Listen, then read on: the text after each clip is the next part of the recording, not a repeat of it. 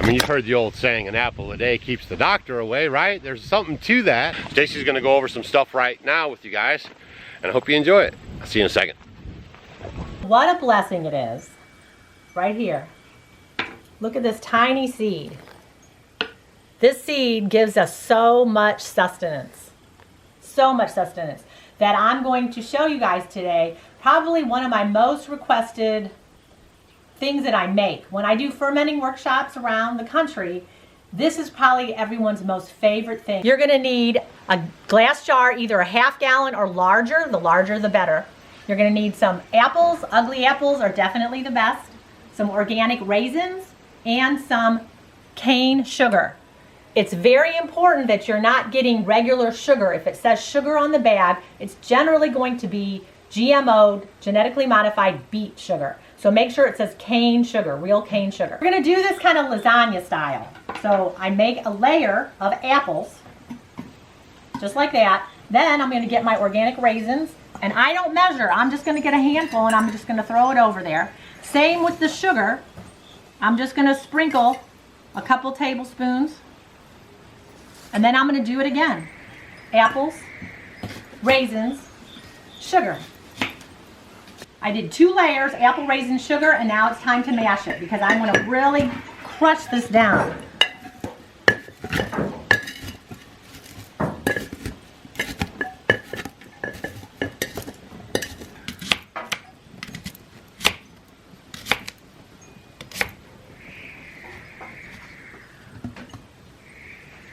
I did 2 more layers, apples, raisins, sugar, and I'm gonna crush it down again.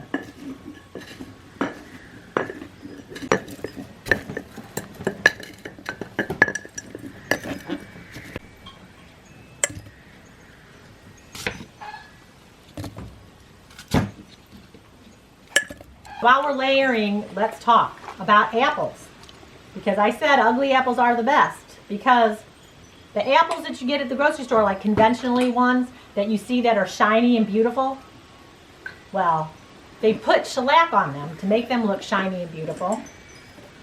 And there's shellac and also like carnauba. They use a couple. The first one, the shellac, comes from a bug. And then the other one I think comes from a tree, but the carnauba, that's what you use for like your floor or for your car. Not to mention that apples are probably one of the most pesticide-laden things around, conventionally grown. And I always talk about the environmental working group.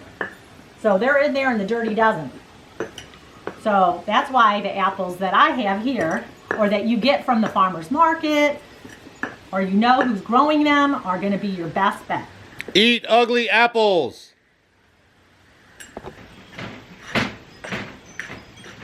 You need to stress that it needs to be very close, tight, and to the top. Very tight and to the top. Oh, I should have you. Did you hear that, folks? Like it. Oh. Back to the show. It's really important that you get it packed in there pretty good, and you're going to go all the way up to the top. Probably I'll leave about an inch or so at the top.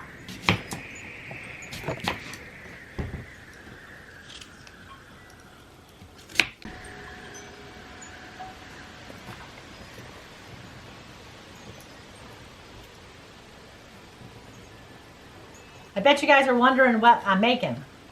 Some of you might know. I'm making, I call it Stacy's Apple Brandy. It's not really a brandy if you guys are like an aficionado about making alcohol, but I call this Apple Brandy.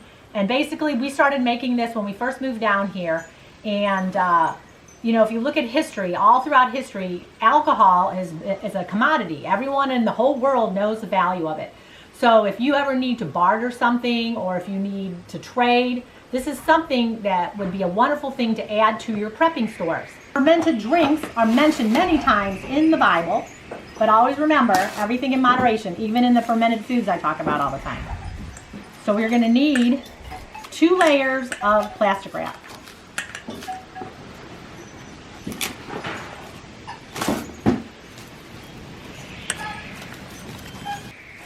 Now you need to make sure that this is airtight. So I'm gonna put a rubber band around it. And I'm gonna put a book and set it somewhere out of sunlight. I put it back in a corner in our house, and I'm gonna let it set for anywhere from 6 to 12 months. Now 6 months you're going to have a much sweeter fermented apple brandy. The longer you wait, it's going to eat more of the sugar up, and then it's going to taste more alcohol-y. So you guys kind of determine how you like it and the taste that you like. After that time, you're going to take it, and it's going to look like this. This, as you can see, is from October 2021. It does look like quite a science experiment. And then all you're going to do after your 6 to 12 months, you're going to take the lid off and you're going to pour it into a mesh strainer over a bowl. And then from there, you're going to put it in a bottle. I collect all kinds of bottles. You can use your funnel, put it in there. I put it here, or look at this. We have little bottles. If you're going to barter or trade and you want to trade for something little, what a perfect size. How about a regular medium-sized bottle? Maybe you want to do it as gifts around the holidays. We love giving them as gifts.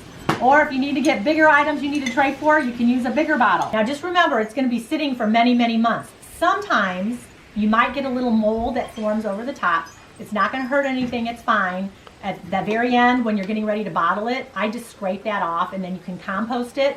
But the rest of it that you see in here, you don't want to get rid of that, because this will be wonderful to make apple bread or apple muffins or apple pancakes, and just use that stuff. It's amazing. The other day I did a video on honey garlic, on ways that we could kind of be our own healthcare provider, to kind of start taking our own health into our own hands. And a lot of you guys were wondering what it looked like after it had sat for a while. So I wanted to show you, this is some of the honey garlic that's been sitting for a couple years actually. See how dark it is? This is one that I did, a month or two ago. So see the difference, how much darker it gets? And then all the garlic, I don't know if you can see it, it's all sunk to the bottom. There you go, apple brandy, right? All through history, if there's any problems with any kind of economies, or their currency goes down or something, you can always barter for a few things, and that brandy ranks right up there. So you'll be able to trade with your neighbors if you want to. That little smaller container, think about that too if you're into gold and silver. You don't want to be lunking around a big gold bar. You want some more small, manageable pieces, man-to-man pieces they call them. So that's another thing to think about with your brandy that you're making, right? So that's just one thing that this seed, right, turned into this tree, turned into that fruit, provides for us. And it's actually good for your gut to have that fermented drink on the daily. Just don't be a drunkard, right? You can't take too much in the excess. I want to add real quick before you guys get out of here, I came back over to the trees just to mention this.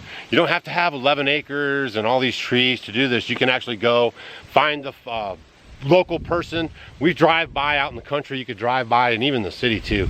The folks put these trees in a long time ago, and they're not able to harvest them now, and the fruit falls to the floor and no one ever does anything with it. So you guys could knock on doors, ask your neighbors about getting the apples off the trees. You can do it at the farmers markets, get ugly apples at the farmers markets. So anyone can do this and have a little barter power, and it's just fun to do things for yourself, right? You don't have to go to the store for every little single thing that you want to have for yourself, right? It's all right there providing for you. Okay, we'll see you guys on the next video. As always, you can always go to offgridwithdougandstacy.com, hit the shop tab if you want to, maybe get some deals on the salt to help preserve your food in bulk. We worked out all the discounts for you guys, so always check out offgridwithdougandstacy.com plus for the latest videos. And we'll see you guys on the next one.